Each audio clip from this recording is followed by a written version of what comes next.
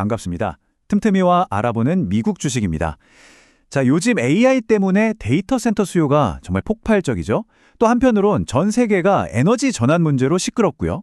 그런데 말이죠. 이 모든 거대한 변화들 뒤에서 보이지 않게 산업의 핵심, 혈맥을 꽉 쥐고 있는 회사가 하나 있습니다. 바로 135년 역사를 자랑하는 산업자동화의 거인, 에머슨 일렉트릭입니다. 근데 이 회사가 최근에 실적 발표하고 나서 주가가 한번 크게 출렁였어요. 그래서 시장에 관심이 확 쏠렸는데 오늘은 바로 이 에머슨 일렉트릭, 티커는 EMR이죠. 이 회사를 한번 제대로 파헤쳐 보면서 이게 과연 기회일지 아니면 리스크일지 샅샅이 뜯어보겠습니다. 네, 오늘 우리가 에머슨을 어떤 순서로 살펴볼지 한번 보시죠.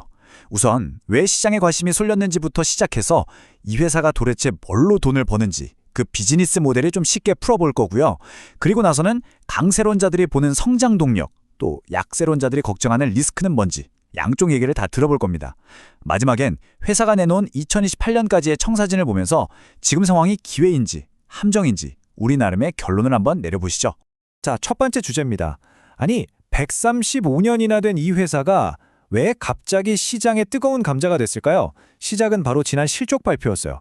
여기서 시장을 좀 헷갈리게 만드는 아주 묘한 결과가 나왔거든요. 안정적인 것 같으면서도 동시에 불안한 신호를 딱 보낸 거죠. 투자자들 입장에선 이거 뭐지? 하고 고민에 빠질 수밖에 없었습니다. 자, 이게 바로 그 결과인데요. 왼쪽을 보시면 주당 순이익, 그러니까 EPS는 시장 예상치랑 정확히 맞아떨어졌어요. 이건 이 회사가 비용 관리는 참 잘하는구나, 이익은 안정적이네 하는 신호죠. 그런데 문제는 오른쪽입니다. 회사 덩치가 얼마나 커졌나를 보여주는 총 매출이 예상보다 밑돌았던 거예요. 시장에서는 이걸 보고 성장세가 꺾이는 거 아니야? 하고 바로 해석해버린 거죠. 그리고 시장은 정말 정직하게 반응했습니다. 투자자들은 안정적인 이익보다는 성장 둔화라는 가능성에 훨씬 더 민감했던 거예요. 그래서 보시는 것처럼 주가가 장 시작하기도 전에 6.5% 넘게 뚝 떨어져 버렸습니다. 자, 바로 이 지점입니다. 이게 오늘 우리가 풀어야 할 가장 큰 숙제죠. 과연 시장이 이 반응이 맞는 걸까요? 아니면 오히려 좋은 회사를 싸게 살 수 있는 기회가 온 걸까요? 이 질문의 답을 찾으려면 에머슨이라는 회사를 좀 더 넓은 시야에서 봐야 합니다. 그냥 공장에 들어가는 부품 만드는 회사 이렇게 생각하면 절대 안 돼요. 이 회사는 지금 전 세계가 움직이는 가장 중요한 트렌드들의 한가운데에 서 있습니다. 예를 들어 볼까요? 거대한 LNG 시사를 자동으로 돌려서 에너지 안보를 지키고 AI 데이터 센터가 문제없이 돌아가도록 전력망을 똑똑하게 만들고 또 반도체 공장을 새로 지을 때 필요한 핵심 기술을 제공하고 말 그대로 글로벌 경제의 가장 중요한 길목들을 꽉 잡고 있는 거죠. 자, 그럼 두 번째, 이 회사가 도대체 어떻게 돈을 버는지 그 속을 한번 들여다보죠. 비즈니스 모델을 알아야 투자의 핵심이 보이니까요. 에머슨은 단순히 뭘 만들어서 파는 회사가 아니에요. 비유하자면 현대산업이라는 거대한 생명체에 두뇌와 신경계를 만든다고 생각하시면 딱 맞습니다. 네, 바로 이겁니다. 산업의 두뇌와 중추신경계. 이게 무슨 말이냐면요. 한번 상상해 보세요. 거대한 정유 공장이 사람의 몸이라고 칩시다. 그럼 에머슨이 하는 일은 몸 곳곳에 퍼져 있는 신경, 그러니까 수천 개의 센서로 온도나 압력 같은 걸 실시간으로 느끼고 그 모든 정보를 두뇌, 즉 중앙 제어 시스템으로 보내는 거예요. 그럼 이 두뇌가 모든 상황을 종합해서 이쪽 밸브는 좀 더 열어야겠다, 저쪽 온도는 살짝 낮춰야겠다 하고 가장 효율적인 결정을 내리고 명령을 내리는 거죠. 이 전체 시스템을 작용하는 게 바로 에머슨입니다. 그럼 실제 사업은 어떻게 나뉘어 있을까요?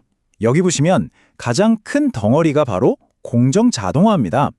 아까 말씀드린 정유공장이나 화학공장처럼 24시간 쉬지 않고 돌아가는 곳들을 제어하는 거죠.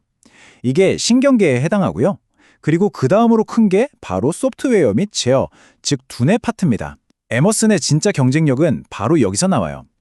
그냥 기계를 돌리는 걸 넘어서 이 두뇌, 소프트웨어가 신경계, 하드웨어를 이용해서 전체 공정을 최적화시키는 솔루션을 판다는 거죠. 이게 핵심입니다. 이 회사의 영향력이 어느 정도인지 감이 잘 안 오실 수도 있는데요. CEO가 직접 한 말을 들어보면 정말 놀랍습니다. 오베이션이라는 자기들 제어 시스템이 전 세계에서 생산되는 전기의 약 30%를 컨트롤하고 있다는 거예요. 미국만 놓고 보면 무려 50%가 넘고요. 우리가 쓰는 전기 2번 중 1번은 에머슨 시스템을 거친다는 얘기죠. 정말 어마어마하지 않습니까? 자, 여기까지 에머슨이 어떤 회사인지 감을 잡으셨을 텐데요. 그럼 이제부터 본격적으로 이 회사의 미래를 밝게 보는 쪽, 즉 강세론자들의 주장을 한번 들어보겠습니다. 도대체 어떤 숫자들이 이들의 낙관론을 뒷받침하고 있을까요? 강세론의 첫 번째 근거, 바로 탄탄한 수요입니다. 요즘 세계 경제가 불안불안하잖아요. 그런데도 에머슨의 핵심 주문량은 지난 분기에 6%나 늘었어요. 이게 벌써 3분기 연속 성장세입니다.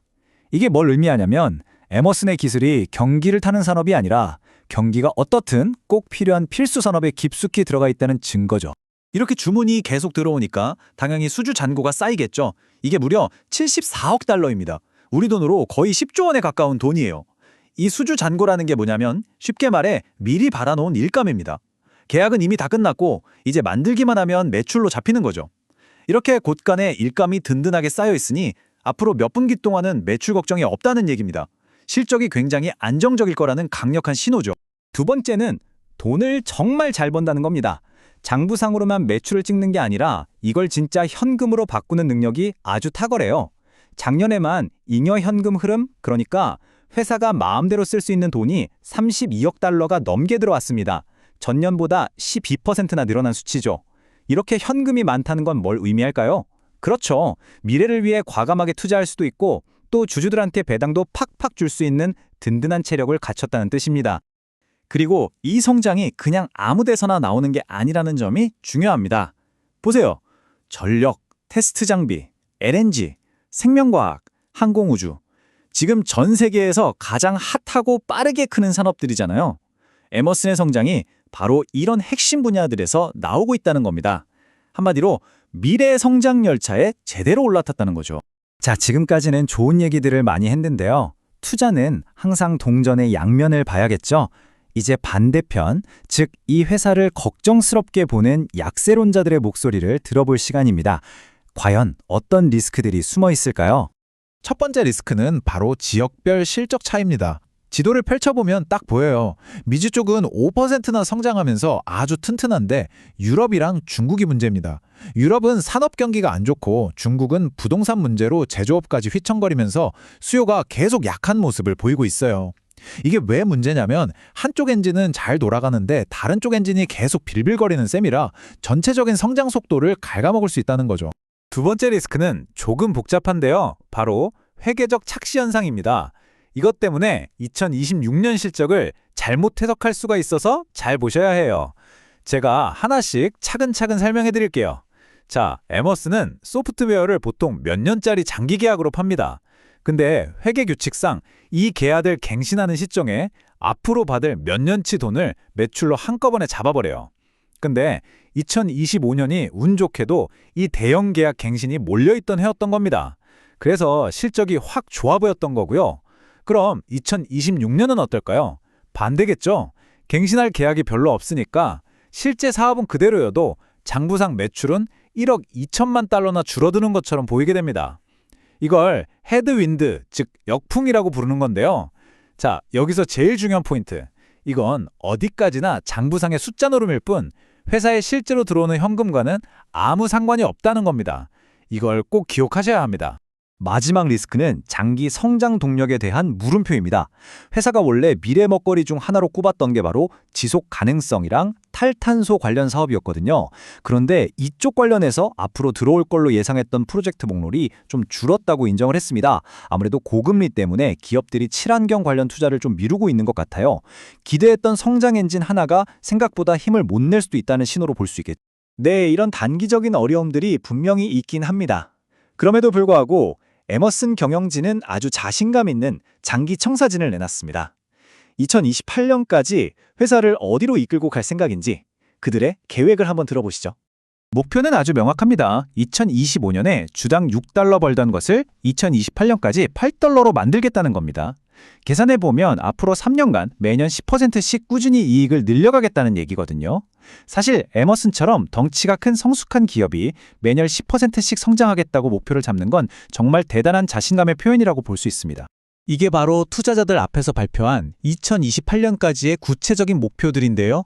매출도 꾸준히 늘리고 이익률도 더 끌어올리겠다는 거죠. 근데 여기서 투자자들이 가장 주목하는 건 맨 아래에 있는 숫자입니다. 앞으로 3년간 무려 100억 달러, 우리 돈으로 13조 원이 넘는 돈을 주주들한테 돌려주겠다는 계획이에요.